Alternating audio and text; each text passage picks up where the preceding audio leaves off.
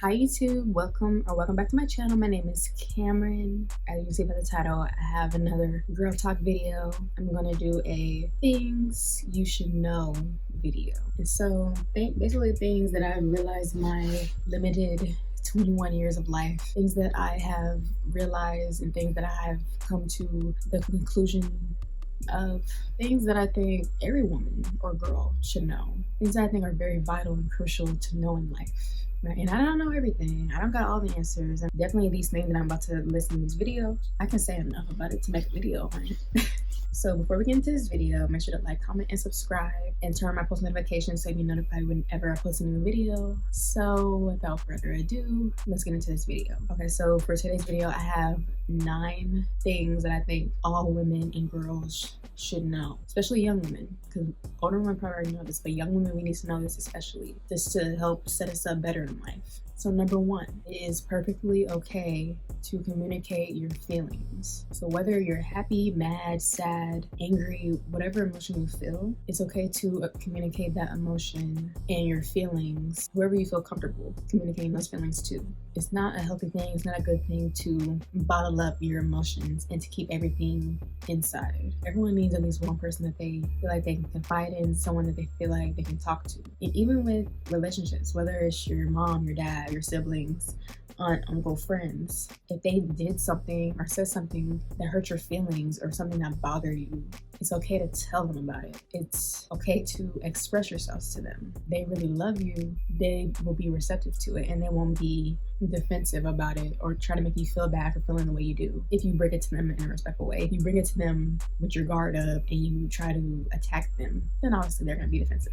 But if you communicate your feelings in a respectful, mature manner, they'll most likely be receptive to it, unless you're talking to someone who's extremely immature, which I hope you're not. At the very least, if you truly do not have anyone to talk to, I think having a journal is an amazing thing for people to have. Like, I have a journal that I've been using since I was 17 years old, and it's such a great outlet to like get out all my thoughts, my feelings, and emotions of what I feel about anything. It can be like really therapeutic, really. I just said the magic word. You can get a therapist. If you have the money to get a therapist, there's nothing wrong with getting a therapist. And there's obviously the stigma in the Black community about therapy, but we need to let go of that narrative that only crazy people go to therapists, and that there's something extremely wrong with you if you see a therapist. We need to let go of that ignorant way of thinking. If you truly just need someone to talk to, going to a therapist is perfectly okay. There's nothing wrong with that. Moral of the story, don't bottle up your feelings. Let those feelings out, communicate those feelings, and you'll be way better off. Trust me.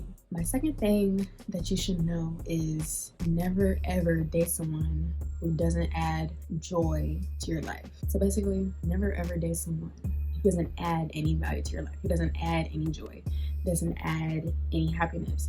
And notice how I said doesn't bring joy, doesn't bring happiness, doesn't bring value. That's definitely not what you want. You don't want all your happiness, all your joy, and all your value to be tied up into the person that you're dating. You never want that. You want to find value within yourself, find value within your life, and find joy within yourself and within your life before you start dating, because then you can get confused. I feel like a lot of times we date for looks, money, status. Not to say that those things don't matter at all, but they're definitely not in the top 5, at least not in my opinion. Maybe money, but that's definitely like number 5. A lot of women, we're not so focused on what's going on in the inside, who the person is at their core. We end up in all these toxic, extremely toxic relationships. And it's because we date what's familiar, and it's because a lot of women have this fear of being single, which I'll get into. A lot of women, they just want to just say that they have a man or say that they're in a relationship so they can feel like they're a part of this club, but the person that they're in a relationship with treats them horribly or doesn't respect them, or it's just not a healthy relationship. And relationships can grow to be healthy if they're not extremely healthy right off the bat. You don't want to end up 10, 20, 30 years with this person and you end up breaking up because you knew all along that they weren't the one for you, but you stayed because of X, Y, and Z. You don't want that. If a person doesn't respect you, they don't value you, if you don't trust them, if you know deep down, like woman's intuition, if you know deep down that this person is not the right one for you, if they're just not doing what they need to do as a boyfriend, if they're not doing what they need to do as a husband, it's okay to let them go.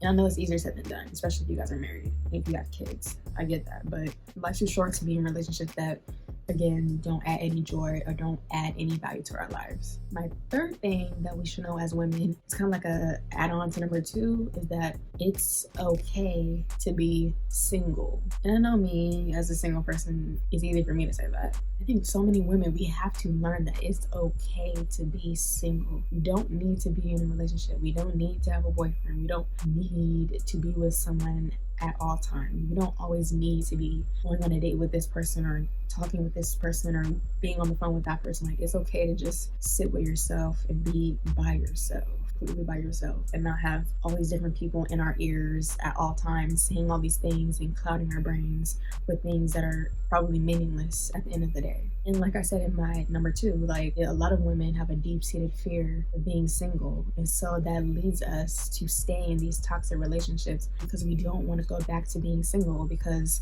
as women, we grew up being ingrained in our brains that we have more value if we're in a relationship. We have even more value if we're married and we have kids. The older you get, if you don't have those things, you don't have a man, you're not in a relationship, you don't have any kids, it could tend to make us feel like we're lacking something in our lives, or that we're not doing something that we should be doing, or that we're a failure on some level, which is not the case. That is not true. But a lot of women feel like that. A lot of women feel like singleness is some huge curse that was just placed upon them, and that it's something that they need to break away from every chance that they get, or something that they need to avoid at all costs, being single, when it's like, it's not that serious. It's really not that serious at the end of the day, being single. And again, easier for me to say because I'm only 21. Like, it maybe would be different if I was like 51 being single, but you just gotta trust that you'll meet the right person out some point. You have to keep telling yourself, like, I'd rather be single for the rest of my life than be with someone who doesn't value me, doesn't respect me, doesn't cherish me, and doesn't add any joy to my life. And being single is a million times better than being someone who's toxic. But a lot of women do not realize that. It's okay to be single, and you won't be single forever if you don't want to be. My fourth thing that every woman should know is that to make financial literacy a priority. Now, this is something that I haven't really done. I've always been conscious of money. I've never been the type of person to just blow through money and just spend every single thing of it. I have good self-control when it comes to money. Maybe a little bit less now because I love to shop, and I didn't like to shop when I was younger, but we're working through it. I think as a woman, it's so important to learn about investing in stocks, trading, cryptocurrencies, starting your own business. And I know that not everyone wants to start their own business, not everyone wants to be an entrepreneur, and that's perfectly fine. Not everybody has to.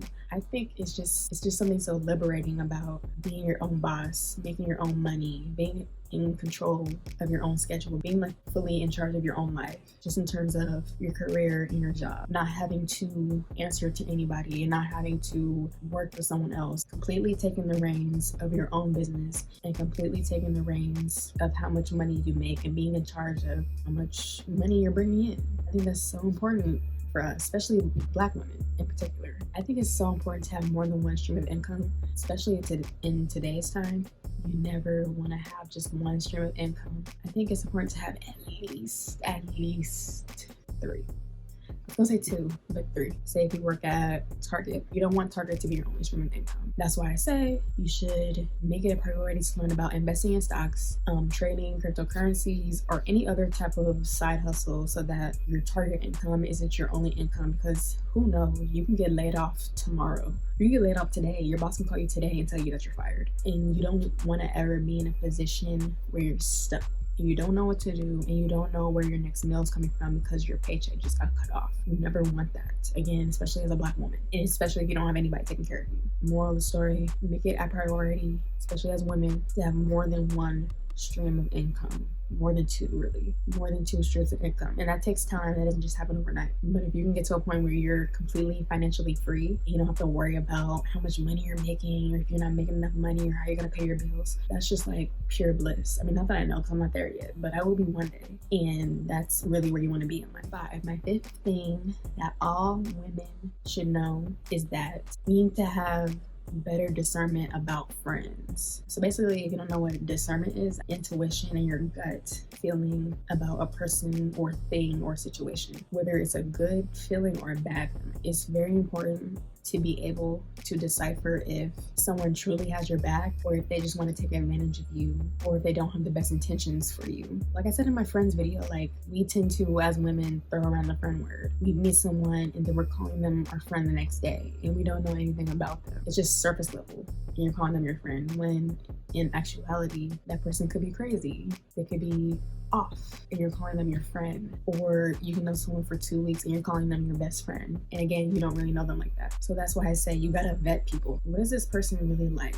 Who are they like in their core? Are they a good person? Are they kind? Are they thoughtful? Are they generous? Do they have good morals? Are they loyal? Are they truly just a good person? Once you can ask yourself those questions about a person, you can decide if like you really want them in your life as a friend and not to just rush into it. I've heard so many stories about people who have friends who did them dirty, and then once they look back on it, they looked at all the red flags that they dismissed about the person that was telling them, that was probably God telling them, this person is not for you, this person is not a good friend to have, and you need to let them go. But they ignored the red flags, and then they end up crossing them, like by sleeping with their boyfriend or by stealing money from them or just doing something that's completely disrespectful. But it could have possibly been avoided had you listened to the red flags. Friends are a very crucial part of life, and you don't want to be that person that's stuck with a group of friends that are just all wrong for you. Okay, number 6, the sixth thing that I think all women should know is that